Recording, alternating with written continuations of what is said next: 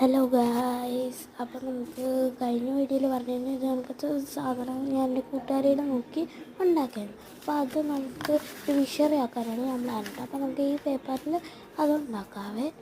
ഇത് നമുക്കത്തെ പേപ്പറിൽ നമുക്ക് ഉണ്ടാക്കാവേ. അപ്പോൾ ഇത് ഇപ്പോൾ തന്നെ എല്ലാവരും സബ്സ്ക്രൈബ് ചെയ്യണം, ലൈക്ക് ചെയ്യണം, ഷെയർ ചെയ്യണം. നമുക്കതൊന്ന് ഉണ്ടാക്കിയിട്ട് വരാവേ.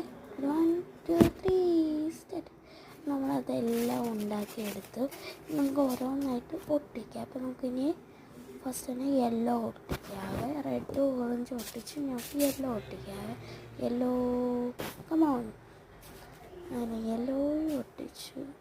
സൂമായിട്ട് കേട്ടോ, സോറി. അപ്പോൾ യെല്ലോ ഒട്ടിച്ചു, അടുത്ത ഗ്രീൻ ഒട്ടിച്ചു.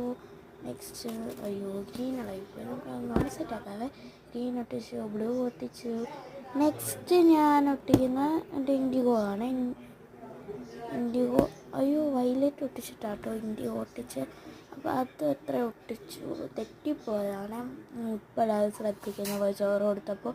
നെക്സ്റ്റ് ഈ ഒരു സ്റ്റിക്ക് എടുത്ത് റോൾ ചെയ്യുക.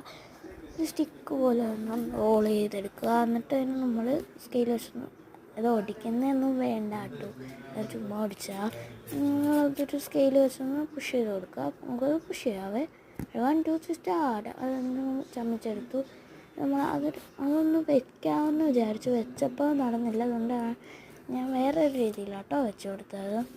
കണ്ടോ, ഇങ്ങനെയാണ് ഞാൻ വെച്ച് കൊടുത്തത്.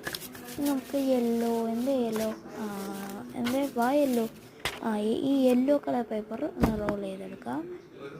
എന്നിട്ട് അതും കൂടെ ഫിറ്റ് ചെയ്ത് പോയി സെറ്റായി.